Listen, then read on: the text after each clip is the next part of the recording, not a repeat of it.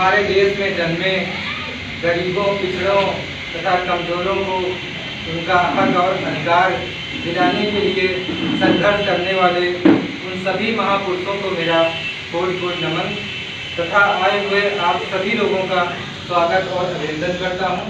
और आज मुझे शिक्षा और संविधान के ऊपर बोलने का साथियों मौका मिला है, तो मैं बहुत ही कॉमन और बातें बोलूँगा और कम शब्दों में अपनी बातों को ख़त्म भी करूँगा। सबसे पहली बात मैं साथियों ये,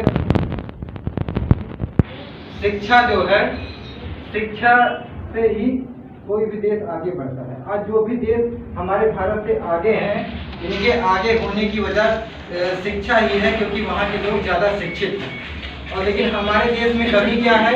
ये कमी सभी सरकारों की है, मैं किसी एक सरकार की बात नहीं कर रहा हूँ। शिक्षा जो है इतनी महंगी है।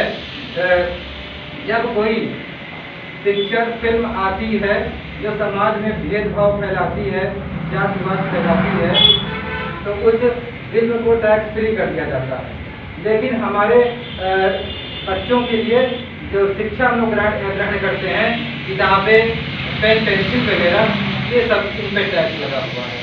तो शिक्षा जो है हमारे देश में एक समान होनी चाहिए और सभी के लिए मुझे लगता है शिक्षा फ्री होनी चाहिए। तभी हमारा देश पूरी तरह से शिक्षित होगा, तभी देश आगे बढ़ेगा। और इसमें कोई जाति धर्म की बात नहीं है, क्योंकि शिक्षा सभी जाति धर्म के लोगों के लिए बराबर जरूरी है और देश को आगे बढ़ाने के लिए। तो इसलिए शिक्षा पे ये कार्य होना चाहिए। और शिक्षा में भेदभाव किस तरह से हो रहा, जो मुझे देखने को मिलता है, मैं अपना अनुभव शेयर करना चाहता हूँ आप सभी से। कि मैं देख रहा हूँ समाज में, जब से मैं जानकार हुआ हूँ, इस देश में शिक्षा दो प्रकार की है। सरकारी स्कूलों में गरीब के बच्चे पढ़ते हैं, तो वहाँ शिक्षा का स्तर देख लीजिए किस तरह का है। और जिन महंगे स्कूलों में अमीरों के बच्चे पढ़ सकते हैं, वहाँ पे शिक्षा English medium, CBSE board, ICSE board, जहाँ गरीब का बच्चा जा नहीं सकता है। तो क्या गरीब के बच्चे के लिए ऐसी शिक्षा नहीं होनी चाहिए कि गरीब के बच्चे भी ऐसी शिक्षा को प्राप्त कर सकें? सभी को शिक्षा एक समान दी जाए। सरकारों को ये चीज़ सोचनी चाहिए, जो भी सरकार हो, कि गरीब के लिए भी, गरीब, कमजोर, पिछड़े वर्ग का कोई भी हो, सबको शिक्षा एक समान मिलनी चाहिए। और शिक्षा, और एक बात मैं और कहना चाहता हूँ साथियों, कुछ हमारी भी जिम्मेदारी बनती है। हमने देखा है समाज में, जो मैंने अनुभव किया है, कि जो बच्चे पढ़ाई लिखाई थोड़ी बहुत कर लेते हैं, हाई स्कूल या इंटर, उनके दिमाग में ये हो जाता है कि मैं पार्ट टाइम जॉब करूं। तो जॉब के चक्कर में पड़ जाते हैं और वो वहाँ से उनकी शिक्षा प्रभावित होने लगती है। वो शिक्षा पर ध्यान कम देते हैं और जॉब करने के चक्कर में, पैसे कमाने के चक्कर में पड़ जाते हैं। तो वहाँ से थोड़ा उनका पढ़ाई से ध्यान हट जाता है।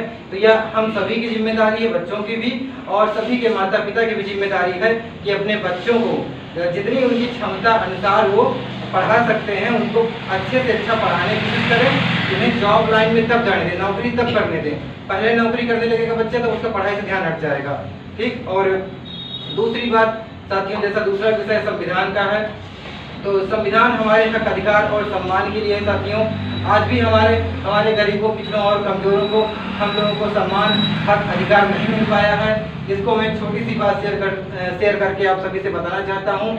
इस देश में चाहे जो भी बड़े अधिकारी हैं, IAS, PCS, जज, ठीक, हर जगह पे देख लीजिए, सब जो है एक विशेष जाति, विशेष वर्ग के लोग बैठे हैं।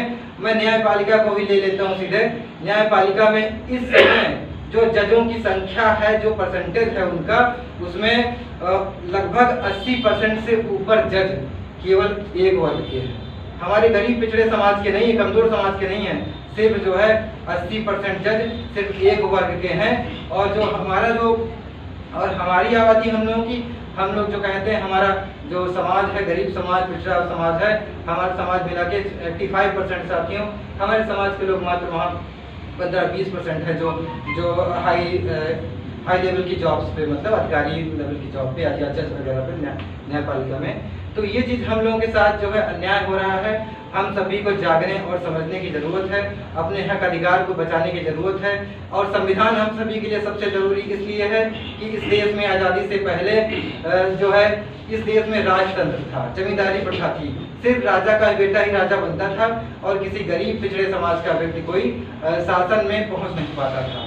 तो आज संविधान से ही हम सभी को हक मिला है, प्रशासन या शासन में हम जो भी लोग पहुंचते हैं, हम सभी को पढ़ाई पे ध्यान देकर सभी लोगों को, गरीबों को, हम लोगों को प्रशासन में पहुंचने की ज़रूरत है। और उसके बाद शासन में भी पहुंचने के लिए हम लोगों को जागरूक होना पड़ेगा कि जो है हमारे समाज का व्यक्ति कैसे जीत कर जाए और हमारे समाज के लोग हमारी बात को, और ऐसे लोगों को ही चुने जो हमारे समाज की आवाज़ को उठाएं और हमारे हक अधिकार सलामत रखें, बनाए रखें।